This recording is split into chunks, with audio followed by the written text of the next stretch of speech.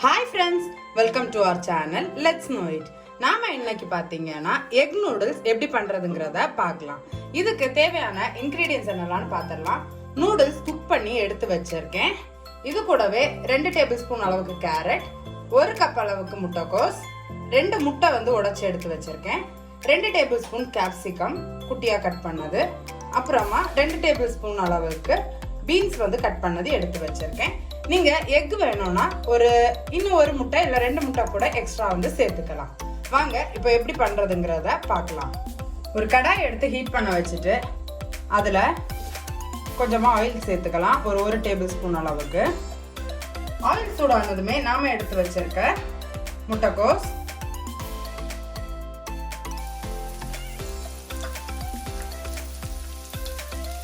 Beans,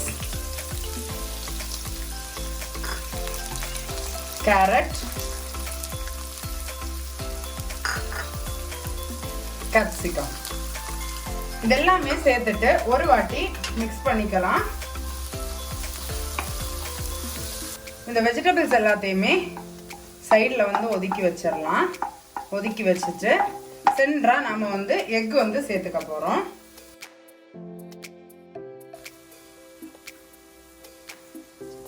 உப்பு தேவைக்கு ஏற்ற அளவுக்கு சேர்த்துக்கோங்க, முட்டைக்கு கணக்காக்கி. இப்போ அந்த முட்டையை மிக்ஸ் பண்ணிக்கலாம்.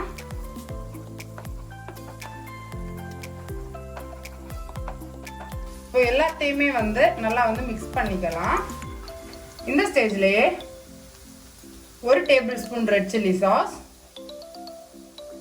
1 table spoon soya sauce, 1 table spoon tomato sauce இதெல்லாமே ஒன்று சேர நல்லா மிக்ஸ் பண்ணிக்கலாம்.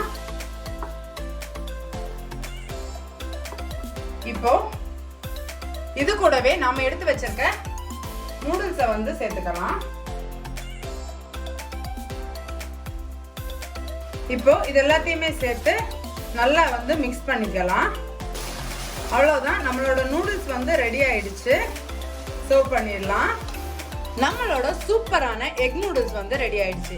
நீங்களும் இந்த எக் நூடுல்ஸை உங்க வீட்டில் ட்ரை பண்ணி பாருங்க. ட்ரை பண்ணி பார்த்துட்டு எப்படி இருந்துச்சுன்னு உங்க ஃபீட்பேக்கை கமெண்ட்ஸ்ல சொல்றதுக்கு மறந்துடாதீங்க. நம்மளோட சேனலுக்கு நீங்க இது வரைக்கும் சப்ஸ்கிரைப் பண்ணலைன்னா மறக்காம நம்மளோட சேனலை சப்ஸ்கிரைப் பண்ணிக்கோங்க. அப்பதான் நான் ரெகுலரா போஸ்ட் பண்ற வீடியோஸோட அப்டேட் உங்களுக்கு வரும். இந்த வீடியோவை உங்க ஃப்ரெண்ட்ஸுக்கு ஷேர் பண்ணுங்க. அவங்களும் எக் நூடுல்ஸ் வீட்டிலே எப்படி பண்றதுங்கிறத தெரிஞ்சுக்கட்டும். சீக்கிரமாவே இன்னொரு இன்ட்ரெஸ்டிங்கான ரெசிபியோட உங்களை மீட் பண்றேன். Bye friends, thank you.